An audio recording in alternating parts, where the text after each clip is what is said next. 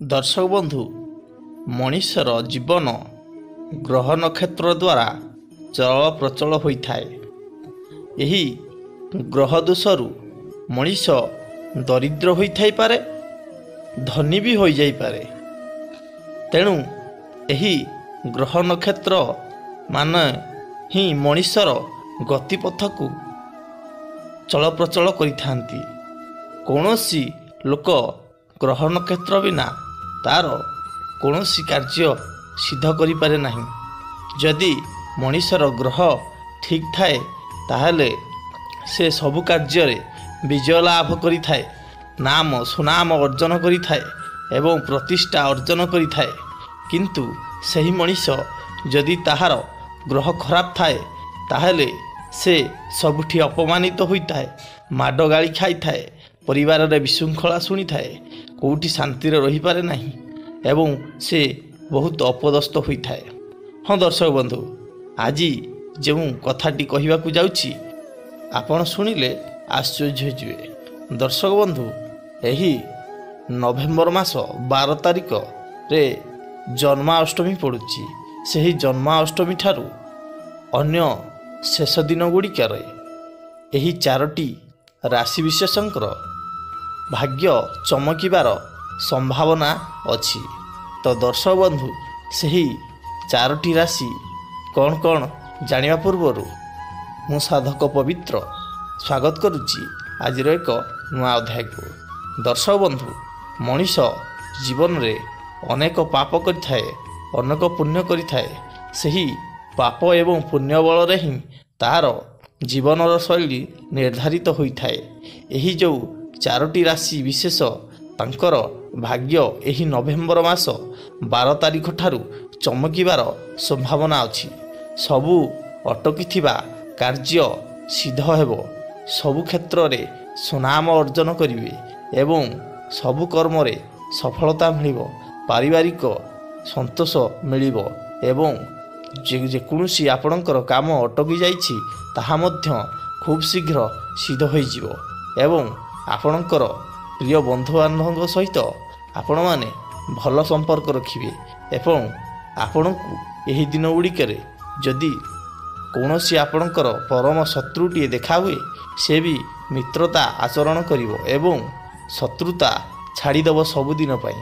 तो दर्शक बंधु, चलतु आरंभ करिबा सही 4 राशिंकर राशिफल। दर्शक बंधु, नवग्रह ठारू बृहस्पति हेले धनर ग्रह। यही बृहस्पति ग्रह यही नवेम्बर 12 तारिख रे से बिछा राशि रे प्रवेश करिवे।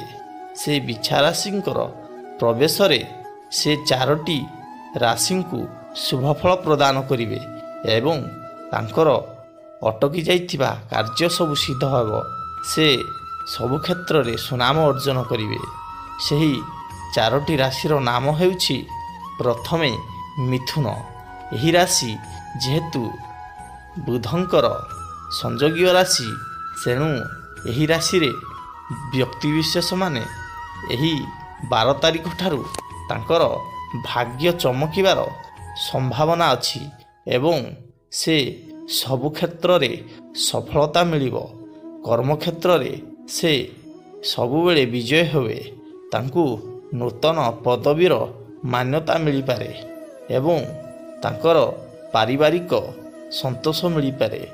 अटकी जाइथिबा समस्त कार्य मध्य सिद्ध हो जाई पारे।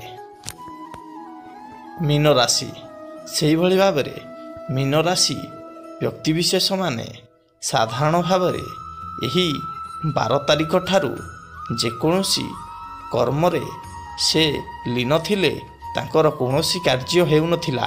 यही 12 तारिख ठारू तांकर समस्त कार्य हेबार संभावना अछि एवं से निजर व्यक्तित्व सबुठारे प्रतिष्ठा करि परिबे एवं पारिवारिक संतोष मध्य मिलिबो।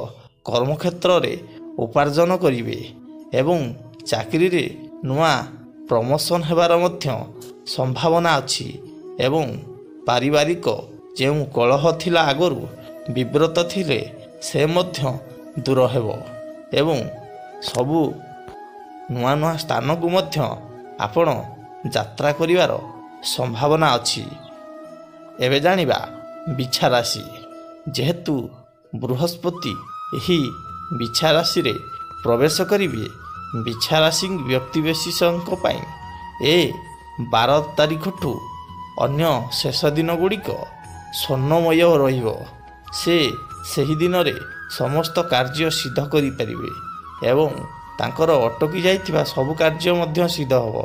କର୍ମକ୍ଷେତ୍ରରେ ସଫଳତା ମିଳିବ। ଲଭ୍ କ୍ଷେତ୍ରରେ ପ୍ରେମର ବି ମଧ୍ୟ ସଫଳତା ମିଳିବ।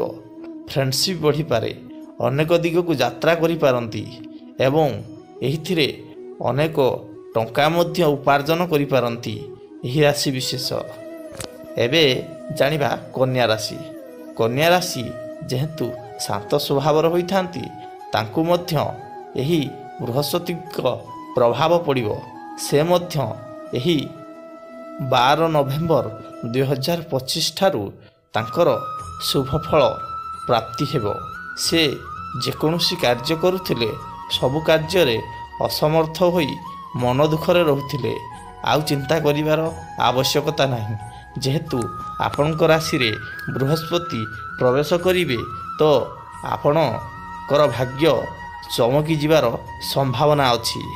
ଆପଣ ସବୁ କ୍ଷେତ୍ରରେ ସଫଳତା ମିଳିବ ଏବଂ ଯେକୌଣସି ଅଫିସରେ ଆପଣ କାର୍ଯ୍ୟ କରୁଛନ୍ତି, ବହୁତ ଦିନ ଧରି ପ୍ରମୋସନକୁ ଅପେକ୍ଷା କରିଛନ୍ତି, ଏହି 12 ତାରିଖ ପରଠାରୁ ଆପଣଙ୍କର ସବୁ ପ୍ରୋବ୍ଲେମ୍ ସଲ୍ଭ ହୋଇଯିବ ଏବଂ ଆପଣଙ୍କର ପାରିବାରିକରେ ଯେଉଁ କଳହ ଥିଲା, ସେ କଳହ ମଧ୍ୟ ଦୂରୀଭୂତ ହୋଇଯିବ ଏବଂ ଆପଣ ଯେଉଁ କର୍ମକ୍ଷେତ୍ରରେ ସବୁବେଳେ ବିଚଳିତ ଟେନସନରେ ରହୁଥିଲେ, ତା ମଧ୍ୟ ଏହି 12 ତାରିଖ ପରଠାରୁ ଦୂର ହୋଇଯିବ। ଦର୍ଶକ ବନ୍ଧୁ, ଇଏ ଥିଲା 4 ରାଶିଙ୍କ ଭାଗ୍ୟ। ଏହି 12 ନଭେମ୍ବର 2025 ତାରିଖଠାରୁ ତାଙ୍କ ଜୀବନରେ ସୁନା ବର୍ଷା ହେବାର ସମ୍ଭାବନା ଅଛି। ଦର୍ଶକ ବନ୍ଧୁ, ଆଜି ପାଇଁ ଏତିକି। ଯଦି ଭିଡ଼ିଓଟି ଭଲ ଲାଗେ, ଭିଡ଼ିଓକୁ ଗୋଟେ ଲାଇକ୍ କରି ଚ୍ୟାନେଲକୁ ନିଶ୍ଚିତ ଭାବରେ ସବସ୍କ୍ରାଇବ୍ କରିଦେବେ ଏବଂ ଆପଣଙ୍କ ସାଙ୍ଗସାଥି ବନ୍ଧୁବାନ୍ଧବ ନିକଟକୁ ଭିଡ଼ିଓଟିକୁ ସେୟାର କରିଦେବେ, ଯାହାଫଳରେ କି ସେ ଯେଉଁ ଟେନସନରେ ଥିବେ, ଏହି ଭିଡ଼ିଓଟିକୁ ଦେଖିଲେ ନିଶ୍ଚିତ ଭାବରେ ତାଙ୍କର ମନର ପରିବର୍ତ୍ତନ ହୋଇଯିବ। ତ ଦର୍ଶକ ବନ୍ଧୁ, ଆଶା କରେ ପ୍ରଭୁ ଜଗନ୍ନାଥ ଆପଣଙ୍କର ମଙ୍ଗଳ କରିବେ। ମୁଁ ଭଲ ରହୁଛି ନମସ୍କାର ଏବଂ ଏହି ଚ୍ୟାନେଲଟିକୁ ସବସ୍କ୍ରାଇବ୍ କରି ରଖିଥାନ୍ତୁ। ଏମିତି ନୂଆ ନୂଆ ଅପଡ଼େଟ୍ ଆସିଲେ ଆପଣ ସର୍ବପ୍ରଥମେ ଦେଖିପାରିବେ। ଜୟ ଜଗନ୍ନାଥ।